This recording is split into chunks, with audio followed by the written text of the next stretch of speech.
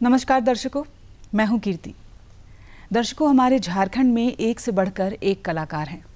अगर हम गीत संगीत के क्षेत्र की बात करें तो यहाँ न सिर्फ पुरुषों का बल्कि महिलाओं का भी वर्चस्व रहा है। आज हमारे स्टूडियो में इसी क्षेत्र से एक ऐसी ही शख्सियत मौजूद हैं जिन्होंने इस क्षेत्र में न सिर्फ झारखंड में बल्कि पूरे देश में नाम रोशन किया है, और वो हैं डॉक्टर मृणालिनी अखौरी जी। मृणालिनी जी, आपका बहुत बहुत स्वागत है। बहुत बहुत शुक्रिया, और आपको भी नमस्कार, और जितने भी दर्शक आज इस कार्यक्रम से जुड़े हैं उन्हें भी मेरा सादर नमस्कार। मृणालिनी जी, गीत संगीत अपने आप में सुकून देता है जी। आपने इस क्षेत्र को क्यों चुना? मैं बचपन में जब 4 साल की उम्र की थी तो मेरे फादर बताते हैं कि मैं गुनगुनाते रहती थी, घूमते फिरते इधर उधर गाना गाती रहती थी। जो भी मैंने सुना है वो मैं दूसरे दिन पूरा गा जाती थी। तो मेरे फादर ने मुझे वॉच किया, तब उन्हें लगा कि नहीं, ये संगीत सीख सकती है, तो फिर उन्होंने सिखाना मुझे शुरू किया। तो ये बचपन का जो शौक़ था वो धीरे धीरे कब एक नशा, एक सुरूर बन गया, और वो आज एकदम रग रग में समाहित हो गया है, एक शौक़ जो है। तो आज वो पूरी तरह से प्रोफेशन बन गया, क्योंकि एक समय आता है जब इंसान को खुद में सोचना पड़ता है कि मुझे आगे अब क्या करना है, किस प्रोफेशन को अपनाना है। तो जिस काम में दिल से आप जुड़े हों, जिससे आपका पूरी तरह से रुझान है, आपकी रूह से बात होती हो जिस प्रोफेशन से, तो मुझे लगता है कि उसी को सेलेक्ट करना चाहिए। तो मैंने भी बस यही किया। आपने बचपन से क्लासिकल म्यूज़िक सीखा है, तो किन से आपने सीखा और माता पिता का आपके कितना सहयोग रहा इसमें? जी, ऐसे बचपन में शुरुआत हुई थी। श्री दिनेश पांडे जी थे, मांझिल पाठक जी, ऐसे कई गुरु रहे हमारे जिन्होंने मुझे सुगम संगीत के साथ साथ शास्त्रीय संगीत भी सिखाया, जिसके बदौलत मैं आज सब कुछ गा पाती हूँ। माता पिता का तो बहुत ही सहयोग रहा, क्योंकि शुरुआत आप जब बच्चे होते हैं तो आपके माता पिता के हाथ में ही होता है आपके जीवन की डोर। तो जब उन्होंने मुझे आगे बढ़ाने का सोचा, तभी मैं आज इतना आगे बढ़ पाई हूँ। तो बचपन में उन्होंने ही मुझे सिखाना शुरुआत किया। घर में आते थे टीचर और वो सिखाते थे। तो मदर भी मेरी गाती थी थोड़ा बहुत, क्योंकि मेरे नाना जी बहुत ही अच्छे सिंगर थे, रेडियो आर्टिस्ट थे। तो उनके साथ साथ उनकी बेटियां, मतलब मेरी मौसी, सभी लोग गाती थी थोड़ा बहुत। तो इसलिए माँ का भी काफ़ी लगाव रहा संगीत से, और काफ़ी सपोर्ट करती थी। जब भी हम लोग रियाज के लिए बैठते थे तो बैठ के सुनती थी। तो माता पिता का तो पूरा सहयोग रहा। आप बचपन से ही स्टेज परफॉर्मेंस देती आ रही हैं, तो आपका पहला स्टेज परफॉर्मेंस कौन सा था? जी, जैसा कि मेरे गार्जियन बताते हैं कि मैं छोटी थी, लगभग 5-6 साल की उम्र की थी। तो मेरे पिताजी, मैं उनका नाम बताना चाहूँगी, श्री अखौरी प्रमोद कृष्ण प्रसाद जी, वो सिंचाई विभाग में जॉब करते थे। तो वहाँ इंजीनियर्स डे मनाया जा रहा था, जिसमें मेरी पहली प्रस्तुति हुई थी। मैं बहुत छोटी थी। तो वो मेरे पास एक फ़ोटोग्राफ भी है जिसमें कि मैं देख पाती हूँ कि मैंने ये परफॉर्मेंस किया था इतनी छोटी उम्र में। तो उस समय के बाद जितने भी कॉम्पिटिशन्स होते थे बिहार में, झारखंड में, तो सभी में मैं पार्टिसिपेट करती थी। तो वो बचपना जो है वो धीरे धीरे, वो फिर जब आप प्राइज़ जीत के आने लगे तो आपके पेरेंट्स का कॉन्फिडेंस आपका हौसला बढ़ाता है। तो ऐसे करके मैं धीरे धीरे फिर प्राइजेज आने लगे घर में, तो मैं और ज़्यादा इंटरेस्ट लेने लगी, और ज़्यादा सीखने और गाने लगी। आपने कम उम्र से ही गीत संगीत में अपनी रुचि बढ़ा ली, लेकिन कई बार ऐसा होता है कि आपके आसपास का माहौल ऐसा नहीं रहता, या कई तरह की कठिनाइयों का आपको सामना करना पड़ता है। तो क्या आपके साथ भी ऐसा कुछ हुआ, या फिर बहुत ही स्मूथली सब कुछ आपके सामने आता गया? नहीं, सौभाग्य है मेरा इस मामले में, क्योंकि मेरे कई स्टूडेंट्स हैं जो बताते हैं कि उनके मम्मी पापा पसंद नहीं करते हैं, वो नहीं चाहते हैं कि मैं संगीत में जाऊं।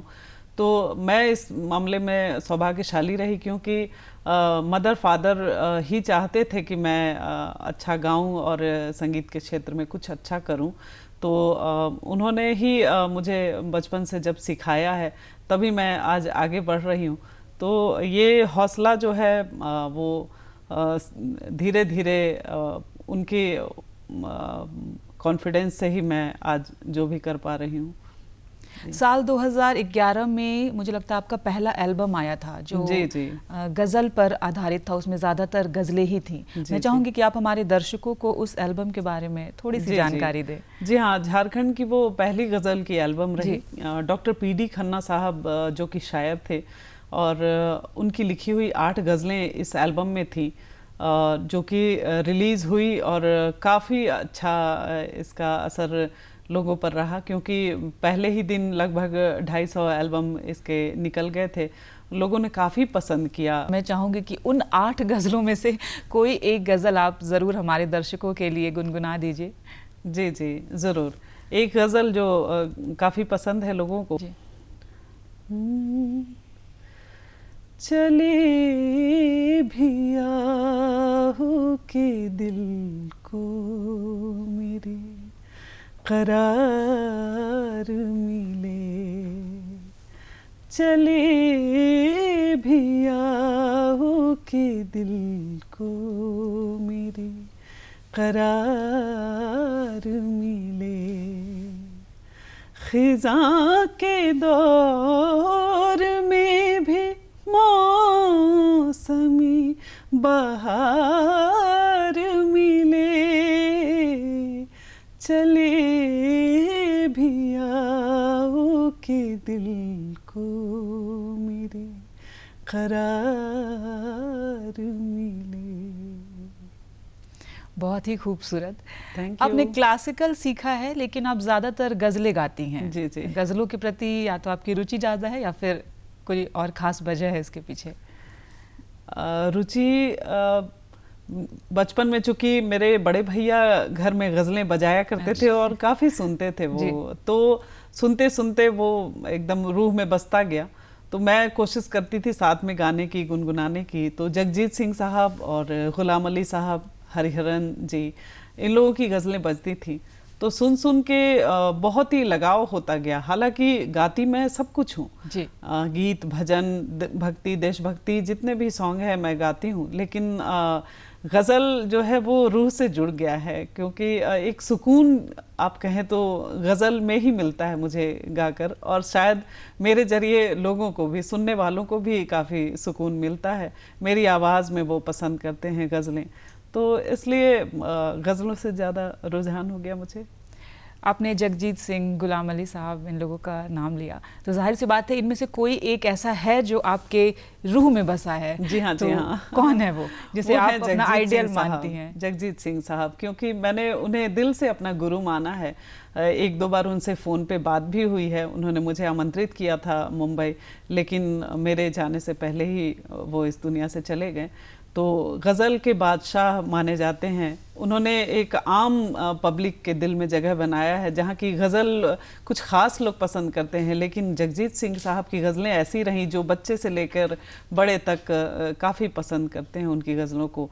आज भी मैं जब भी किसी भी कार्यक्रम में, किसी भी महफ़िल में जाती हूँ, तो उनकी गज़लों के बिना कोई भी कार्यक्रम नहीं होता है। यहाँ तक कि मैं शुरुआत भी जगजीत सिंह साहब की ही गज़लों से करती हूँ, और काफ़ी पसंद करते हैं लोग। जब इतनी बातें हुई हैं उनकी गज़लों की, तो मैं चाहूँगी कि आप उनके लिए और उनके सम्मान में कोई एक गज़ल ज़रूर हमें सुना दें। जी हाँ, जगजीत सिंह साहब की तो काफ़ी गज़लें हैं जी, लेकिन फिर भी मैं सुनाना चाहूँगी जो काफ़ी लोग पसंद करते हैं। कल 14वीं की रात थी, कल 14वीं की रात थी, शब भर रहा चर्चा तेरा, कल 14वीं की रात थी। कुछ ने कहा ये चांद है, कुछ ने कहा ये चांद है, कुछ नहीं कहा चेहरा तेरा कल 14वीं की रात थी, कल 14वीं की रात थी। बहुत ही खूबसूरत। अच्छा, आप एक स्कूल भी चलाती हैं जहां आप कई बच्चों को म्यूज़िक की जो है वो शिक्षा देती हैं, तो अभी तक कितने बच्चों को आप म्यूज़िक सिखा चुकी हैं और कहाँ हैं वो बच्चे? मतलब क्या उनमें से कोई ऐसा है जो अभी एक किसी मंच पर है? जी, बहुत सारे ऐसे बच्चे हैं। तरन्नुम संगीत संस्थान, ये मेरे संस्थान का नाम है, जो कि झारखंड गवर्नमेंट से भी रजिस्टर्ड है और प्रयाग संगीत समिति इलाहाबाद से भी एफिलिएशन है। और काफ़ी बच्चे अभी तक लगभग 500 से 600 बच्चे मेरे पास से सीख के निकल चुके हैं। और चूँकि एग्ज़ामिनेशन होते हैं तो लोग एक मेंटलिटी है कि 5-6 साल जब एग्ज़ाम पूरे हो जाते हैं तो फिर लोग अपनी फिर रास्ता देखते हैं कि मुझे और कहाँ जाना चाहिए। तो ऐसे करके बच्चे आते हैं, सीखते जाते हैं। तो उनमें से कई बच्चे ऐसे हैं जो आज से 10 साल पहले सीख के निकले हैं, वो आज मंच पे हैं, वो प्रस्तुति देते हैं, अपने YouTube चैनल है उनका, काफ़ी रिकॉर्डिंग्स करते हैं, परफॉर्मेंस देते हैं। दूरदर्शन आकाशवाणी में भी उनकी प्रस्तुति होती है, स्टेज पे भी परफॉर्मेंस देते हैं। तो अच्छा लगता है जब अगर आपके सिखाए हुए बच्चे संगीत के क्षेत्र में अगर अच्छा करते हैं। कई सिंगिंग कॉम्पिटिशन्स में जाके विनर होके आए हैं लोग, तो बहुत अच्छा लगता है। ऐसे कई पहले जब लोग इस क्षेत्र का चयन करते थे तो जाहिर सी बात है कि उन्हें वो मंच नहीं मिलता था। बहुत संघर्ष के बाद वो एक मुकाम पर पहुंच पाते थे। और जहां तक बॉलीवुड की या कहीं एक बड़े मंच पर जाने की बात है तो बहुत मुश्किलों और बहुत संघर्षों के साथ वहां तक लोग पहुंच पाते थे। लेकिन आज शायद यह बहुत आसान हो गया है, गायकों को एक मंच मिल जा रहा है। तो आप कैसे लेती हैं इस चीज़ को? अच्छी बात है या फिर जो पहले के लोग जो संघर्ष करते थे उनका संघर्ष ही ज़्यादा अच्छा था? जी हाँ, हम लोगों के वक्त में जब हम लोग स्कूल के दौर में थे उस वक्त इतना रास्ता नहीं था। उस वक्त पता भी नहीं था कि संगीत के क्षेत्र में मैं क्या कर पाऊंगी, कैसे आगे बढ़ पाऊंगी। उस समय आकाशवाणी और दूरदर्शन, इसके अलावा और कोई रास्ता नहीं था जिसके जरिए एक कलाकार आगे बढ़ पाए। लेकिन आज सैकड़ों रास्ते हैं और इतने मंच हैं, इतने YouTube चैनल्स और रील्स बनाना और ये सब के जरिए आजकल इतने आकाशवाणी और दूरदर्शन को लोग भूल जाते हैं। और इस क्षेत्र में क्योंकि उन्हें लगता है कि रातों रात वो स्टार बन जाएंगे ये करके, तो हैं कई रास्ते ऐसे हैं जो जिसके ज़रिए लोग रातों रात स्टार भी बन रहे हैं। कई ऐसे सॉन्ग हैं जो एक रात में चमक जाते हैं, लोग बन जाते हैं। तो है, मैंने भी कोशिश किया है। लेकिन हम लोग चूँकि बचपन से एक क्लासिकल और स्टेज परफॉर्मर रहे, आकाशवाणी और दूरदर्शन से जुड़े हुए रहे, तो बच्चों को भी, आने वाले जो पीढ़ी हैं उन लोगों को भी हम लोग बताते हैं कि अपनी बेस अगर मजबूत करके चलें, आकाशवाणी और दूरदर्शन यहाँ से पहचान मिलती है। तो साथ में वो सभी कुछ है जो चल रहा है, तो वो तो आज की डिमांड है, वो भी चलता ही रहेगा।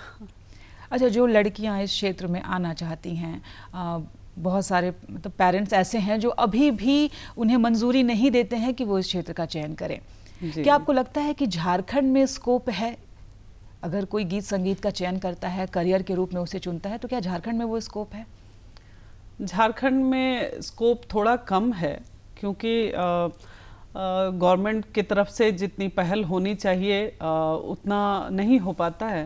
तो लेकिन मुझे लगता है आने वाले समय में संगीत कला अकादमी, ये सारी चीज़ों का गठन होने वाला है, तो उसके बाद और रास्ते खुलेंगे।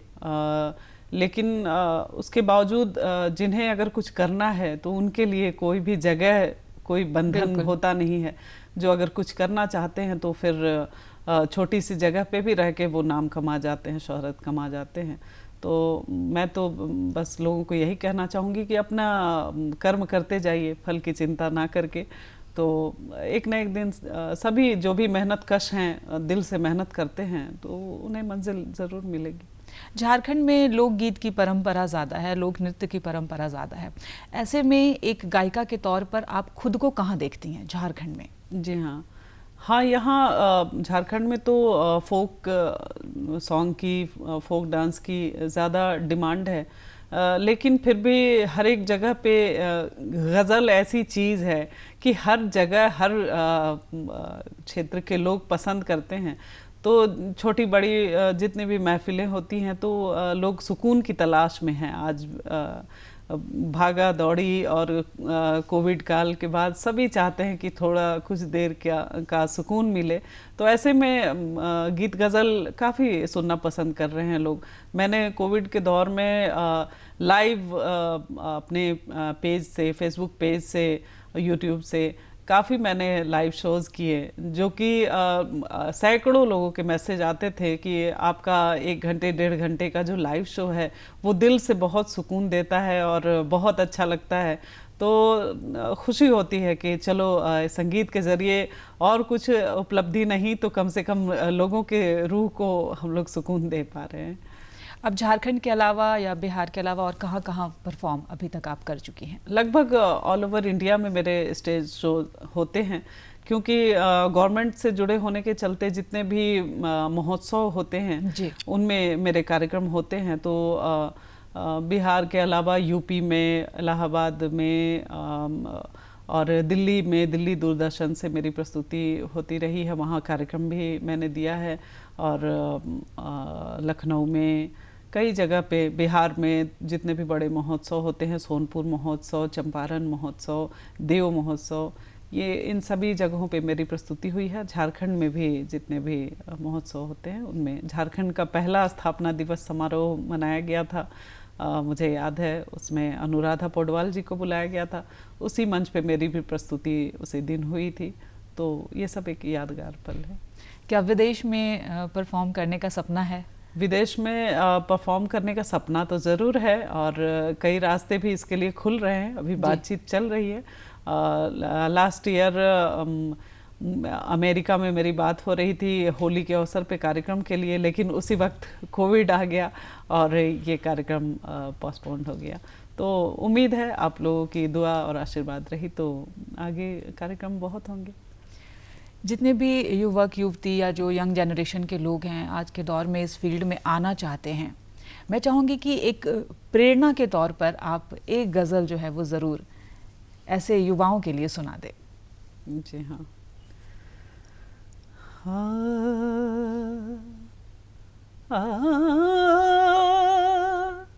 ऐसे चुप हैं कि ये मंजिल भी कड़ी हो जैसी, ऐसे चुप हैं कि ये मंजिल भी कड़ी हो जैसी, तेरा मिलना भी जुदाई की घड़ी हो जैसे, ऐसे चुप हैं कि ये मंजिल भी कड़ी हो जैसे। अगर झारखंड की बात की जाए तो झारखंड में आपने कई परफॉर्मेंस दिए हैं। शुरुआती दौर में कई बार ऐसा देखा जाता था कि लोग पसंद नहीं करते थे परफॉर्मेंस को, तो क्या कभी आपको ऐसी निराशा लगी या परिवार की तरफ से कभी ऐसा लगा कि नहीं अब बस यहीं बंद कर दो इसे?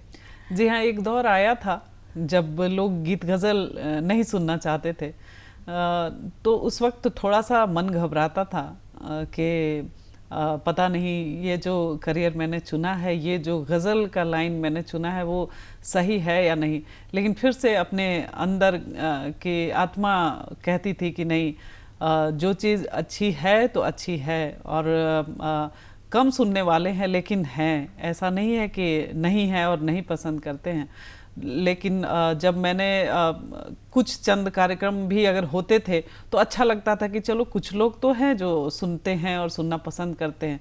बाद में फिर मैंने देखा कि सुनते सुनते वो लोगों को वही बात कि सही गलत और अच्छा बुरा की पहचान होने लग जाती, उन्हें लगता है कि फिर कौन सा चीज़ है जो सुन के अच्छा लगता है, सुकून मिलता है।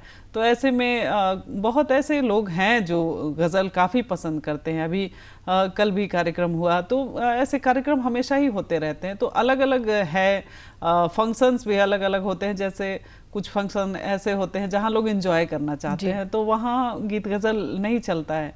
लेकिन जहाँ लोग चाहते हैं कि कुछ देर गेट टुगेदर हो रहा है और एंजॉय करना चाहते हैं, तो वहाँ गीत गज़ल सुनना काफ़ी पसंद करते हैं लोग। आपने देश में कई जगह पर झारखंड को रिप्रेजेंट किया है, कई तरह के सम्मान से आपको नवाजा गया है। क्या कोई ऐसा सम्मान है जो आपके बहुत दिल के करीब है? जी हाँ, अभी हाल ही के कुछ दिनों पहले मुझे Nelson Mandela Nobel peace award दिया गया, ये जम्मू में दिया गया। तो बहुत ही अच्छा लगा, बहुत ही सुखद अनुभव हो रहा था और मैं अपने आप को बहुत सौभाग्यशाली मान रही थी कि इतना बड़ा अवार्ड मुझे दिया गया, मुझे चुना गया, मेरे प्रोफाइल को देखकर उन्होंने सेलेक्ट किया। तो ये बहुत ही बड़ी उपलब्धि थी मेरे लिए। हर कलाकार के जीवन में एक दौर ऐसा आता है जब वो सही और गलत के बीच का फ़र्क नहीं समझ पाता। ज़्यादातर लोगों के जीवन में ये दौर आता ही आता है। तो क्या आप कभी इस दौर से गुजरी हैं? सही और गलत बहुत ज़्यादा सोचने का अवसर नहीं मिला, क्योंकि मैं संगीत के क्षेत्र में रही। तो एक तरह से संगीत के क्षेत्र में जो रहता है वो पूरी तरह से नीट एंड क्लीन खुद ब खुद हो जाता है। और काफ़ी समय पहले से ही मैं एक संगीत टीचर के रूप में रही। मैं आपको बताना चाहूँगी और दर्शकों को भी बताना चाहूँगी कि मैं कला एवं संस्कृति विभाग के तहत झारखंड कला मंदिर में एज ए म्यूज़िक टीचर मुझे काम करते हुए 14-15 साल वहाँ भी हो गए और संस्थान भी चल रहा है। तो इसलिए बहुत ज़्यादा सोचने का वक्त नहीं मिला। मुझे एक रास्ता दिखाई दिया जो संगीत और सिर्फ संगीत, तो मैं उसी रास्ते पे चलती गई, जो कि हमेशा से एक सही ही रास्ता था सबकी नज़र में, मेरी नज़र में भी। तो मैं बस उसी रास्ते को चुन के चलती गई। एक महिला होने के नाते हर महिला पर एक दबाव सा रहता है, या फिर कहें कि एक जुनून भी रहता है कि मुझे खुद को साबित करना है, इस पुरुष प्रधान समाज में खुद को आगे ले जाना है। जी हाँ। आपके लिए कितना चुनौतीपूर्ण रहा ये? बहुत रहा, क्योंकि एक समय आया था जब महिलाओं को बिल्कुल आगे नहीं बढ़ने दिया जा रहा था और बहुत रोका जाता था। कई अत्याचार हो रहे थे घर से बाहर निकलने के बाद महिलाओं के साथ, लड़कियों के साथ, जिसको देखकर लोग घर में रोकने लगे थे महिलाओं को बाहर निकलने से और ज़्यादा इधर काम करने से। तो वो समय आया था, लेकिन उस वक्त हम ही लोग ऐसे थे जो काम करके और साबित करना चाहते थे कि नहीं, लड़कियां भी आगे बढ़ सकती हैं और कुछ कर सकती हैं और अपने आप को साबित कर सकती हैं। तो मैंने कई ऐसे उस समय कार्यक्रम किए जिसमें लोगों को ये मैंने बताया कि लड़कियां भी आगे बढ़ सकती हैं। और कई पेरेंट्स भी मेरे पास आते थे जो कि लेके आते थे लड़कियों को, बड़ी लड़कियां हैं और उन्हें डर लगता था अकेले भेजने में, तो वो लेके साथ में आते थे, बैठते थे। फिर मैंने उन्हें लड़कियों को कॉन्फिडेंस दिलाया। मैं एनसीसी में भी रह चुकी हूँ, आपको भी बताना चाहूँगी, एनसीसी कमांडर रह चुकी हूँ मैं अपने स्कूल के दौर में। तो एक कॉन्फिडेंस उस वक्त से मेरे अंदर है। मुझे अकेले चलने में कभी कहीं कोई गुरेज नहीं रहा, कहीं कोई भी डर नहीं रहा। मैं अकेली कहीं भी जाकर कार्यक्रम करती हूँ और लोगों से मिलती हूँ, वो चाहे मंत्री रहें, मुख्यमंत्री रहें, गवर्नर रहें या जो भी आईएएस ऑफिसर्स रहें, मैं कॉन्फिडेंस के साथ मिलती हूँ। तो लोगों को भी मैंने, लड़कियों को, कई महिलाओं को भी बताया। ऐसे कार्यक्रम उस समय आयोजित किए गए जिसमें मैंने संदेश दिया कि आपको खुद पे विश्वास होना पहले बहुत ज़रूरी है। आप जो भी काम कर रही हैं, आप घर में अगर अचार पापड़ भी बना रही हैं या जो भी कर रही हैं, आप स्वेटर बुन रही हैं, उस काम में आपको महारत हासिल करनी पड़ेगी और ख़ुद पे एक विश्वास बनाना पड़ेगा। आप उसी छोटे से चीज़ के ज़रिए आप अपना जीवन चला सकती हैं। तो इसलिए लड़कियों के लिए अब तो ये बात रह ही नहीं गई है। अब लोग लेडीज़ फर्स्ट न बोल के अब जेंट्स फर्स्ट बोलते हैं, क्योंकि अब बराबर में आ गए हैं महिलाएं और लड़कियां और जेंट्स, सभी लोग एक बराबरी पे काम कर रहे हैं। तो अब ये बात नहीं। झारखंड सरकार से क्या उम्मीद करती हैं आप कि अगर गीत संगीत क्षेत्र में या फिर गज़ल गायकी में युवक युवतियों को आना है तो सरकार ऐसा क्या करे या ऐसी किस तरह की व्यवस्था करे, प्रबंध करे कि हाँ उन्हें बाहर जाकर ना सीखना पड़े, यहाँ पर ही उन्हें इस तरह की सुविधाएं मिल जाएं? ऐसे तो मैं अपनी तरफ से पूरी कोशिश कर रही हूँ, लेकिन मैं एक ऐसे कार्यक्रम के लिए इंतज़ार कर रही हूँ जो मैं आयोजित करना चाह रही हूँ अपनी तरफ से, अपनी संस्था के बैनर के तले, जिसमें कि मैं चाहूँगी कि गवर्नमेंट से कुछ मदद मिले, जिसमें वर्कशॉप मैं कराना चाह रही हूँ गीत गज़ल की, जिससे कि लोगों को रुझान बढ़े और कुछ अच्छा सुनने को मिले, और बाहर से मैं उसमें कलाकारों को बुलाकर वो कार्यक्रम आयोजित करना चाह रही हूँ।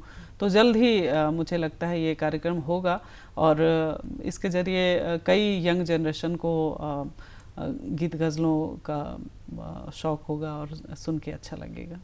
जो महिलाएं, जैसे कई बार ऐसा होता है कि शादी हो गई, शादी के बाद वो नहीं कर सकती हैं या उनसे किसी तरह का काम भी नहीं होता या वो जिस प्रोफेशन में पहले से हैं उससे भी वो कटने लगती हैं, ऐसी महिलाओं को आप क्या कहेंगी?